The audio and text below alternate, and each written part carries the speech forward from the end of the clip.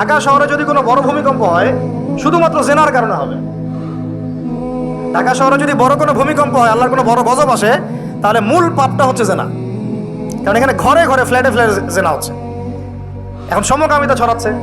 তারপরে কি হলো, এখন আবার এই যে দেবর ভাবি, ভাবি দেবর, শালি দুলা ভাই, কাজিন, এগুলো চলতেছে।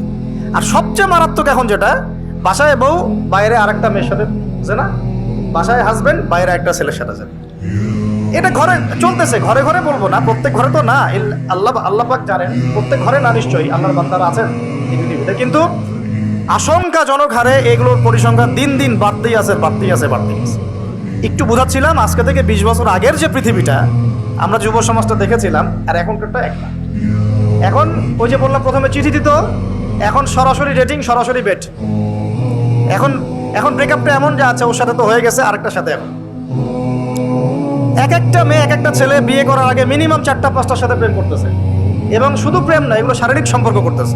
করার পরে ওই মেয়ে যখন কারো ঘরে বউ হিসেবে যাবে, চিন্তা করেন ওর গর্ভ থেকে কি সন্তান আপনি পাবেন। আর সে কি আপনাকে আপনার 100% ভালোবাসা দিতে পারবে? সে তো আগেই 10 ঘাটের পানি খেয়ে আসছে। ওকে আপনি যতই ভালোবাসেন, সে তো আপনার আনুগত্য করবে না, আপনাকে তার ভালো লাগবে না। আবার আপনিও যদি আল্লাহ না করুক বিভিন্ন জায়গায় ঘুরে ঘুরে আসেন, এই একটা নেককার মেয়ে পেলেও তো আপনার ভালো লাগবে না। কারণ পর্নোগ্রাফি দেখতে দেখতে আপনার মাথাটা নষ্ট হয়ে গেছে। মনে হয় যে এ ভালো না, মনে হয় ও ভালো, ও ভালো না, মনে হয় ভালো। আসলে সবার কাছে একই জিনিস আছে, সবার কাছে আল্লাহ পাক একই জিনিস দিয়েছেন, আর কিচ্ছু না। আর এগুলো থাকে মিনিমাম 5 বছর 10 বছর। বিয়ের 10 বছর পরে কি ওই ফিলিংসটা থাকে? তো আল্লাহ পাক আমাদেরকে বোঝার তৌফিক দান করুন।